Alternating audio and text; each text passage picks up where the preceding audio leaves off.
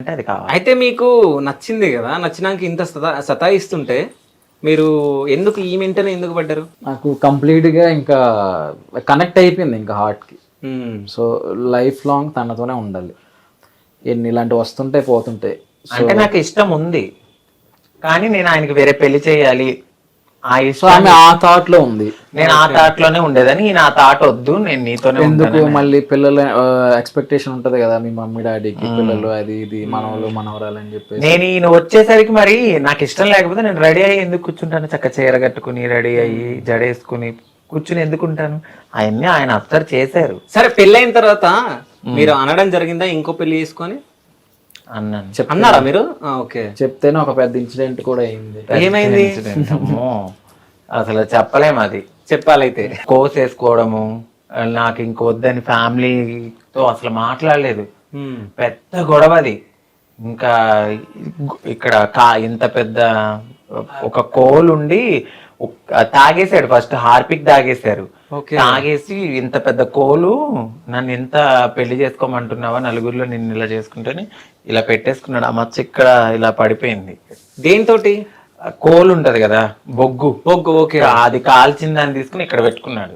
Okay. అట్లా అమ్మో, అప్పటి నుంచి ఇంకా కెలకది ఇంకా వద్దు అమ్మో ఆ రచ్చ. నేనేదో సరదాగా అన్నా, నువ్వు ఎందుకు అంతే అట్లా కవర్ చేసింది.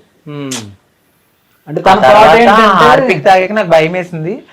మాకు తెలిసిన డాక్టర్ని పిలిచి వామిటింగ్ చేయించేసి తన థాట్ ఏంటంటే, ఎందుకు లైఫ్ ఇది వేరే కోవలోకి వెళ్ళిపోతుంది, పిల్లలు ఉండరు, మళ్ళీ మీ ఫ్యామిలీ బాధపడుతుంది నా వల్ల అని చెప్పేసి, నా వల్ల బాధపడకూడదు, నువ్వు హ్యాపీగా ఉండాలని ఆ థాట్ లో ఉండేది అప్పుడు.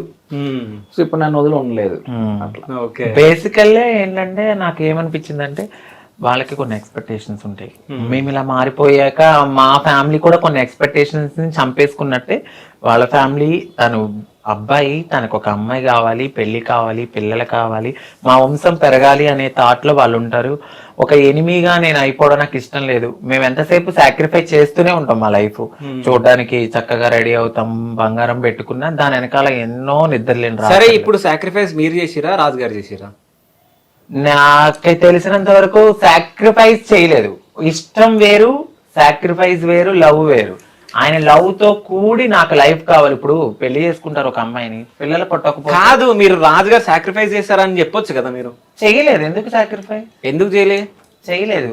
ఆయన జీవితాన్ని సాక్రిఫైస్ చేసింది మీకు. లేదే, సాక్రిఫైస్ చేస్తే అది వేరే ఉంటది. ఓకే. ఇప్పుడు నేను ఉన్నాను, నేను ఇప్పుడు మా ఫ్యామిలీని చూసుకోవాలి. నార్మల్ గా బాయిగా ఉండి అమ్మాయిగా మారినందుకు నేను మా అక్క వాళ్ళ పిల్లల్ని అలాగే చూసుకోవాలి, ఈయన కూడా అలా చూసుకోవాలి. ఇది సాక్రిఫైస్ అనుకునే బదులు ఒక లవ్ కమ్ బాండింగ్ అని అనుకోవాలి. సాక్రిఫైస్ చేసామంటే అది ప్రేమే కాదు. ఓకే. అది దెప్పు పడడం. నేను నా దృష్టిలో. ఓకే. నువ్వు ఇష్టంతో చేసుకున్నదాన్ని సాక్రిఫైస్ అని ఎలా అంటావు? లవ్ అనాలి దాన్ని. ఓకే. అది ప్యూర్ హార్టెడ్. కొద్దిసేపు కూడా అవును రాజుగారు గ్రేట్ అని మాత్రం చెప్పట్లే కదా మీరు. ఆయన లేకపోతే నేను లేను. నా పేరులో ఆయన పేరు ఉంది. మేమిద్దరం సమానం. ఓకే. సో మా ఇద్దరిని ఈక్వల్ గానే చూడాలని నేను అనుకుంటా. ఆయన ఎక్కడ కానీ మేము మా వ్యూవర్స్ కి మాత్రం రాజుగారే గ్రేట్ అంట నేనైతే. Sure, thank you. Definitely. Feel అవుతున్నారా మీరు? నేను ఫీల్ అవను. ఓకే. నాకు లైఫ్ ఇచ్చినందుకు నేను చాలా హ్యాపీగా ఫీల్ అవుతున్నా. ఈయన్ని నన్ను చూసి మరికొంతమంది కూడా బయటకు రావడం జరిగింది. అవును, చాలా మంది పెళ్లి చేసుకోవడం జరిగింది. ఇక ఉండడం ఉండకపోవడం అది వాళ్ళ ఇష్టం.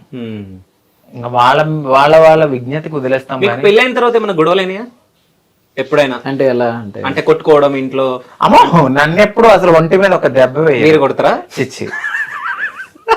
నాకు బేసికలీ నార్మల్ గా అవుతాయి కదా చిన్న చిన్నవి. చాలా కోపం ఎక్కువ. చాలా అంటే చాలా. నన్ను ఇలా తొక్కితే అలా లెగుస్తా. ఓకే. అంత కోపమైన మనిషిని ఇలా ఆపుకుంటూ చాలా నా కోసం ఆయన చాలా తగ్గారు. నేను అసలు అంటే అసలు ఎక్కడికో వెళ్ళిపోయాను. ఈ మధ్య నన్ను గుర్తుపట్టడంతో జనాలు, అమ్మో నాకంటూ ఒక ఫేమ్ ఉంది, నేనంటూ ఒక నలుగురిలో గుర్తుపడుతున్నారు. మనతో పాటు నా బిహేవియర్ ని మొత్తాన్ని మార్చేసింది నా భర్త. చాలా మార్చేశాడు నా బిహేవియర్.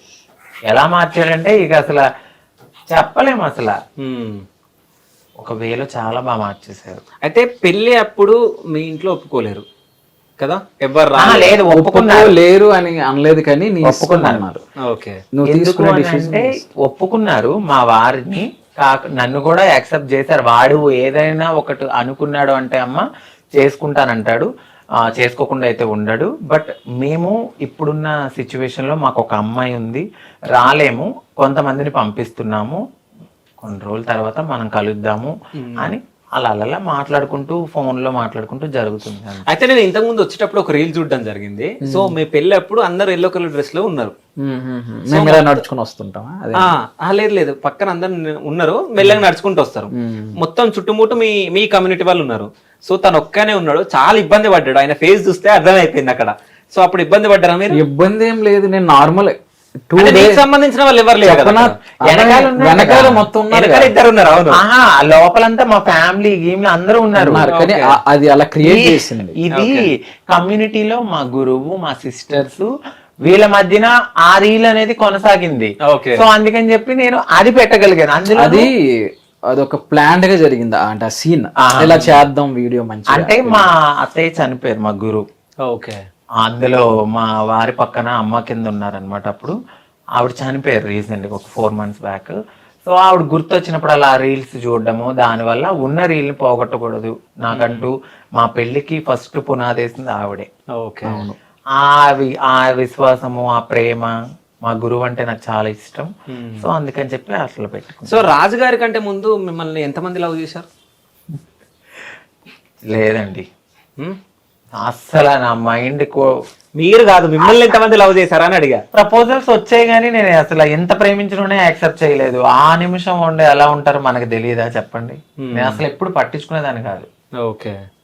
వాళ్ళ పెదవులు ఒకటి చెప్తే వాళ్ళ చూపు ఒకటి చెప్తుంది, అప్పుడే అర్థమైపోతుంది. సో అంటే మీకు అర్థమైపోతుంది ఎవరేంటి అనేది అసలు. ఓకే. సో మీకు పాస్ట్ లవ్ ఏమైనా ఉందా? పాస్ట్ లవ్ అంటే ఏమంటారు దాన్ని? ఉందంట, లవ్ అన్నారు దాన్ని.